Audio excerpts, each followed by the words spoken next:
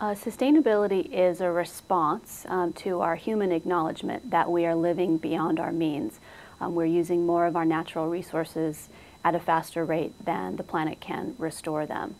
So it's a little bit different from the environmental movement of the 70s in that it actually takes humans and our economy into account when looking at solutions moving forward to environmental degradation.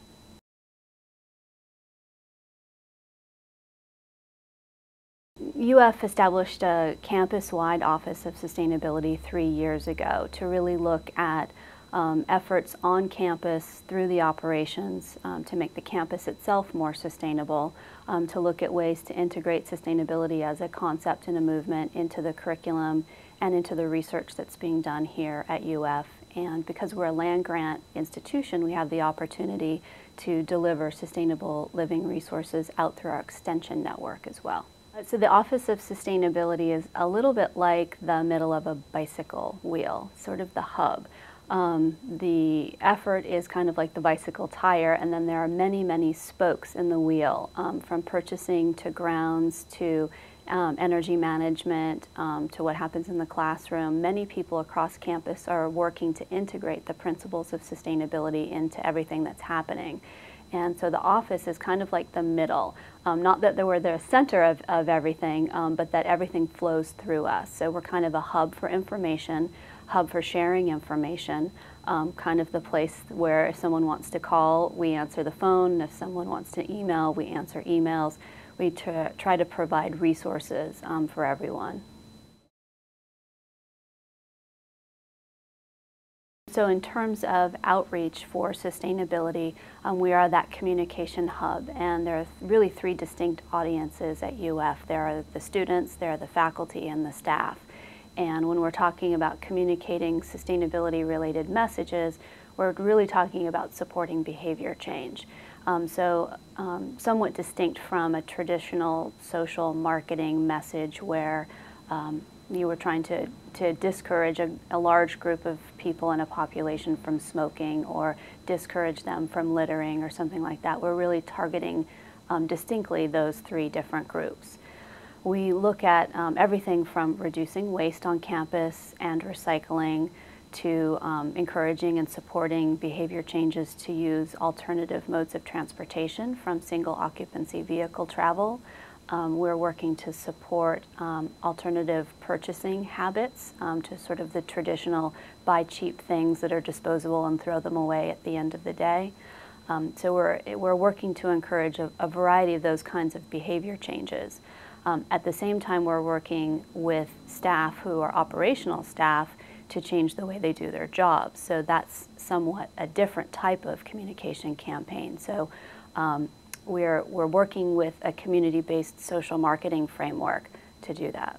Social marketing, I think, is often related with cause marketing, which is a little bit like the anti-smoking campaigns and the anti-litter campaigns. We work specifically with community-based social marketing, which is a particular framework that looks at what are people doing, what are their current patterns of behavior, and how do those differ from the patterns of behavior we would like to encourage. And when we look at their current patterns of behavior, we need to understand why they're doing the things that they do, what they perceive as their barriers to changing those behaviors, and what they perceive, if anything, the benefit would be to changing those behaviors. Community-based social marketing, I think, is a little bit deeper in terms of looking at targeted populations in a smaller, more targeted way than just kind of a general social marketing at a societal level.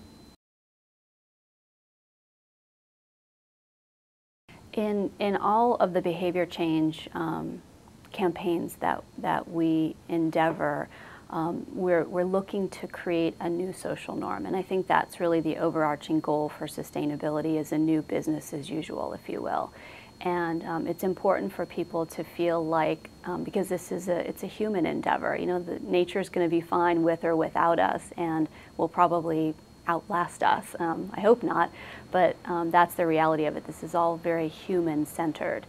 So when we're talking about creating social norms, we want people to feel like they're part of something that's bigger than them, part of something that's important. There's a lot of psychological underpinnings to that. And sometimes you can get started with one charismatic leader who everybody really respects. And sometimes, folks will follow that individual.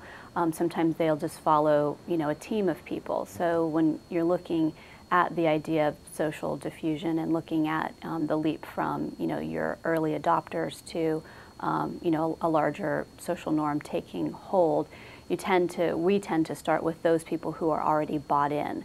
And those are the people who, attract others to join them in what they're doing. And as those concentric circles of people grow wider and wider, the first people, when it comes to sustainability, the early adopters, are usually those people who really cared very deeply about it, and they have some deep underlying motivation for it. That next concentric circle of folks will kind of join on if the case makes sense to them. So sometimes it's a business case, sometimes it's an environmental case, sometimes it's a social case. People just join in. And then that next bigger concentric circle out are people who kind of just jump on bandwagons.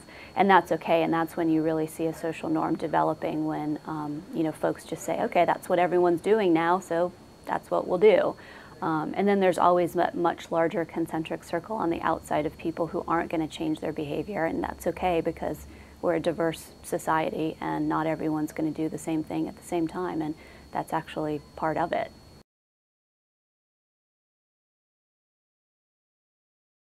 So in framing our messages for sustainability, it's really important for us to meet people where they are. We want everyone to feel like they have a place at the table in the conversation, and we don't want people to feel like if they aren't the darkest green bean in the group, that there isn't a place for them in the sustainability movement. So we want to encourage people to take any steps they can towards the goals that we are setting collectively.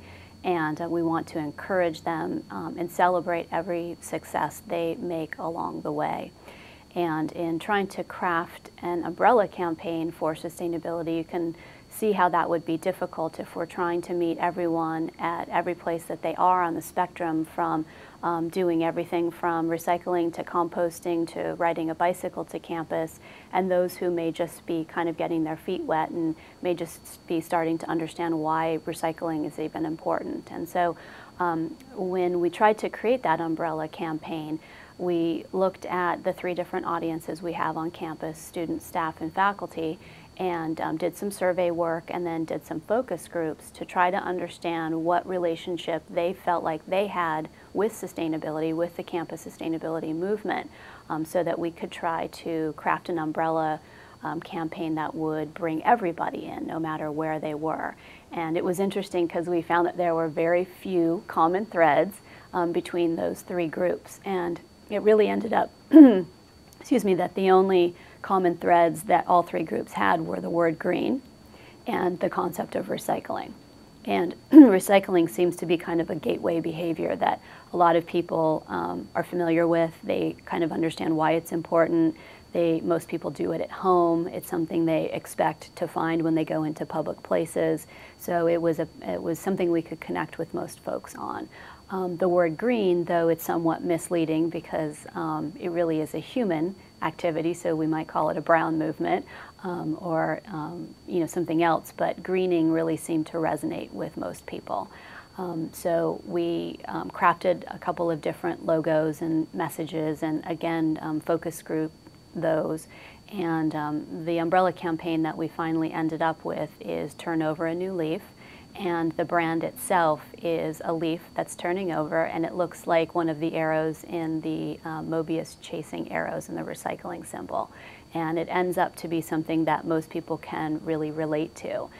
So in using that throughout everything we do as a campaign brand, we have it on our new sustainability hut, which is a hut that we move around campus that anyone can walk up to and play one of our interactive games around waste reduction, conscious consumer, energy reduction, water conservation. We have different themes for all of the activities at the hut that our students and our volunteers are engaged in. So it's been very popular, this idea of turn over a new leaf. It doesn't seem too daunting. It doesn't seem like something that you have to go too deep to be involved in. If it's just something as simple as recycling, that's great. If it's turning over a full leaf and really getting into home composting and taking an active role as a green team captain on campus and getting other folks in your office to turn off the lights and turn off computers at the end of the day, it really supports a broad spectrum of folks. So I think that was an interesting example.